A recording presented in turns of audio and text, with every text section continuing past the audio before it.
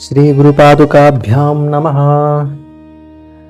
बुद्धिमान् मधुराभाषी पूर्वभाषे प्रियं वदः, वीर्यवान्न च वीर्येण महता स्वेन विस्मितः। हरि ओं। నమస్కారమండి, సర్వేభ్యో నమో నమః. ఈ జీవన రామాయణం అనే పేరుతో మనం చెప్పుకుంటున్నటువంటి ఈ అద్భుతమైనటువంటి మధుర తేనె తట్టులోంచి తేనె ఒలికినటువంటి మధురమైన శబ్దాలు, జీవితానికి ఉపయోగపడేటటువంటి అమోఘమైన విషయాలు చెప్పుకుంటున్న ఈ జీవన రామాయణం అనే శీర్షికతో నడుస్తున్నటువంటి ఈ కార్యక్రమంలోకి అందరికీ స్వాగతం. ప్రస్తుతం మనం చెప్పుకుంటున్నటువంటి శ్లోకము అయోధ్యాకాండలో రామచంద్రమూర్తి గురించి వివరిస్తూ వాల్మీకి మహర్షి వివిధ శ్లోకాలను ఇచ్చినప్పుడు ఈ శ్లోకం ప్రత్యేకంగా మనం తీసుకోవడం జరిగింది.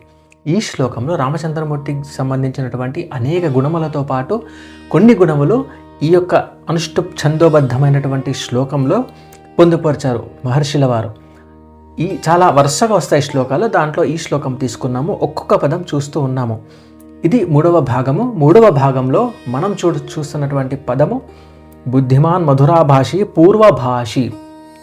చాలా చాలా ముఖ్యమైనటువంటి పదాలలో ఇది ఒక గుణాలలో ఇదొక గుణం.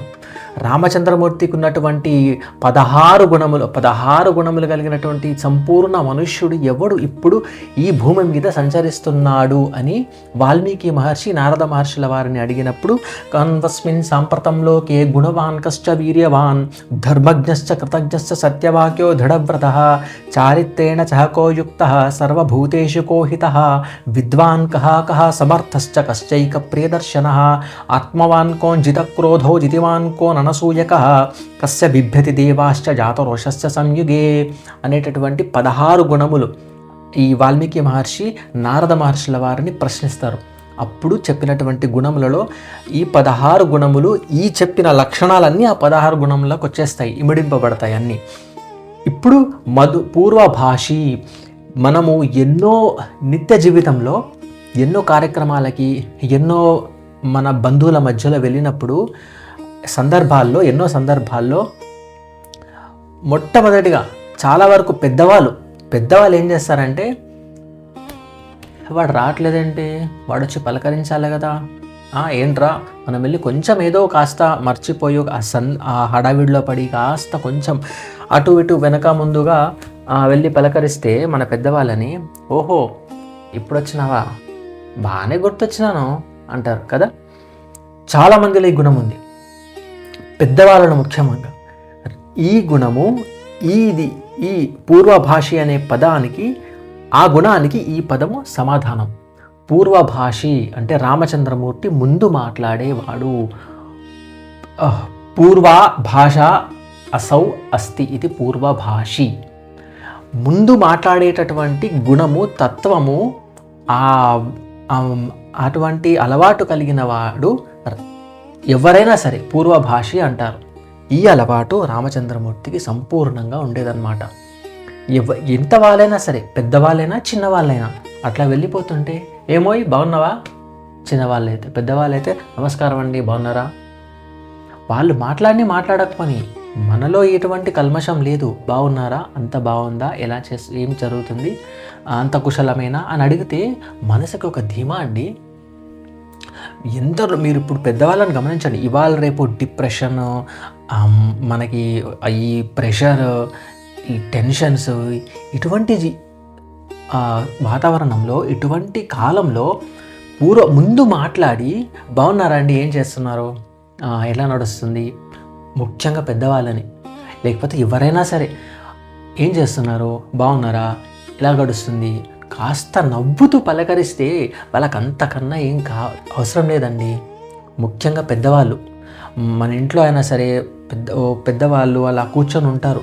అలా కూర్చొని ఉన్నప్పుడు పొద్దంతా మనం ఏదో పనిలో మునిగిపోయి ఉంటాం. సంసారోయమి తీవ విచిత్ర కస్యత్వం కహ కుతాయాత తత్వం చింతే తదియభ్రాత అని శంకరాచార్యులు అన్నట్టు ఈ సంసారము చాలా విచిత్రమైనది. ఎప్పుడు ఏదో ఒక పనిలో మునిగిపోతాం. పెద్దవాళ్ళు అట్లా కూర్చొని అట్లా చూస్తూ ఉంటారు. కొంతమంది అయితే అందరూ వెళ్ళిపోయిన తర్వాత ఇంట్లో ఒక్కరే ఉంటారు, లేదా భార్యతోనో భర్తతోనో ఉంటారు. స్వయంగా నా అనుభవం, వాళ్ళు ఎప్పుడు కలిసే ఉంటారు, ఒకరే ఇంట్లోనే ఉంటారు. ఎవరైనా బయట నుంచి కొత్త వాళ్ళు ఎవరైనా వచ్చి అట్లా కూర్చొని కాసేపు మాట్లాడి వెళ్తే వాళ్ళకి చాలా సంతోషం. నాకు ఎన్నోసార్లు చెప్పుకున్నారు ఇద్దరు దంపతులు, మహాపుణ్యాత్ములు వాళ్ళు. అలా పెద్దవాళ్ళకి రిటైర్డ్ టీచర్స్ ఇద్దరు కూడా అలా ఆదివారం వెళ్ళి అలా కూర్చొని వస్తే వాళ్ళు ఎంతో సంతోషించేవాళ్ళు. ఇది చాలామందిలో అందరికీ ఉంది, మనమందరం మనుషులమే. పూర్వభాషి అనేటటువంటి గుణము ఒక మనిషిని ఇంకొక మనిషికి ఎంతటి ధైర్యాన్ని ఇస్తుందో ఒక్కసారి దీన్ని అలవాటు చేసుకొని మీరు చూడండి. ఎవరైనా సరే అట్లా వెళ్ళిపోతుంటే బాగున్నారా అండి, అంత కుశలమేనా, సరే. తెలిసిన వాళ్ళు ఎవరైనా అట్లా వెళ్ళిపోతుంటే మనం పెద్దగా అయినా సరే ఎక్కడైనా అక్కడ సందర్భంలో కలిసినప్పుడు, పండగ చేస్తున్నప్పుడు, ఎవరైనా బంధుజనులలో ఏమైనా పూజ కార్యక్రమాలు ఉన్నప్పుడు అట్లా వెళ్ళిపోతే మనకన్నా చిన్నవాళ్ళు ఎదురుట తారసపడినప్పుడు వాడు మాట్లాడతాడులే, వాడేం మాట్లాడట్లేదు అని చవకమైనటువంటి గుణము కన్నా వాడు పలకరించకపోయినా ఏంట్రా బాగున్నావా, ఏంటి సంగతి, రైట్, మంచి సంతోషం, అయిపోయి. పెద్దగా మాట్లాడాల్సిన అవసరం లేదు. ఎందుకంటే దానివల్ల మన యొక్క స్వభావము వృద్ధి పొందుతుంది అన్నమాట. ఒక్కొక్క మెట్టు ఎక్కుకుంటూ ఉత్కృష్టమైన స్థాయికి వెళ్తుంది.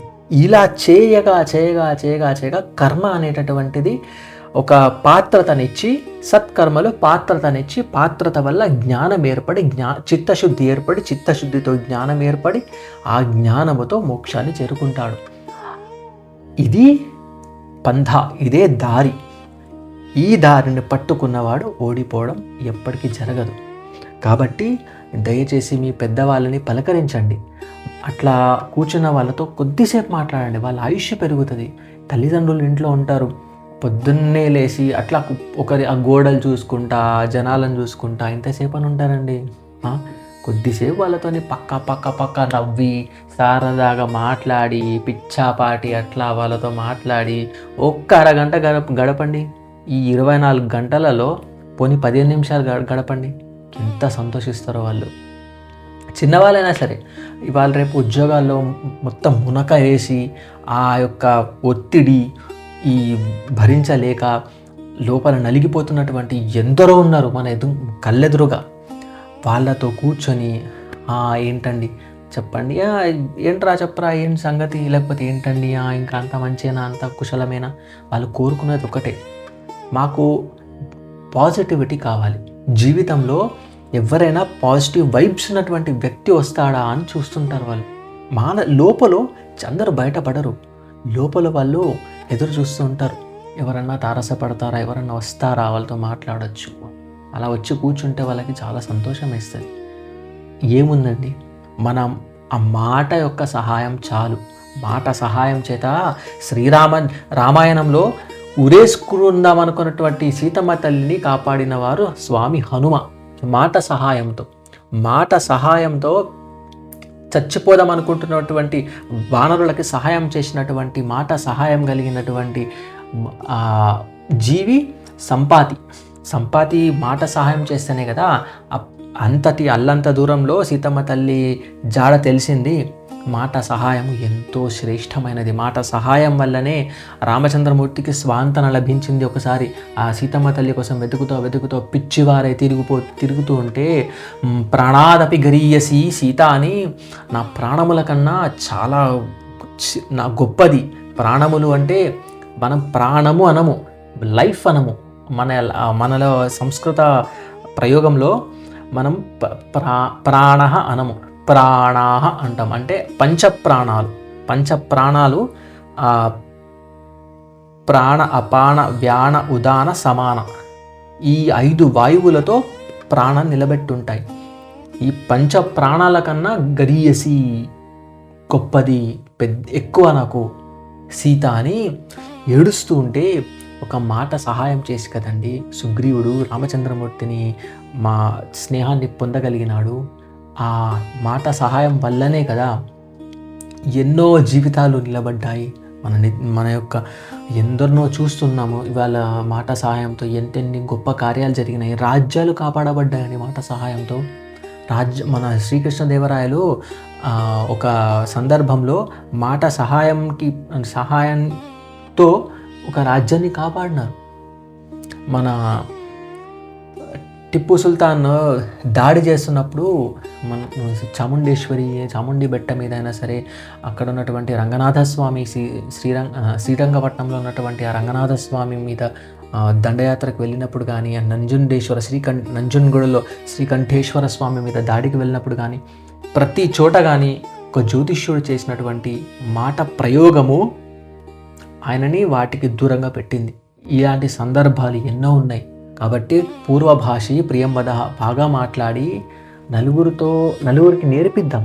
కృత్వా జ్ఞానం స్వయం నశ్యేత్ జలం కథకరేణువత్ అని శంకరాచార్యులు అన్నట్టు నలుగురికి నేర్పిద్దాం, మనం నేర్చుకుందాం, శ్రీరామాయణం చదువుదాము, రామబాటలో నడుద్దాము. శం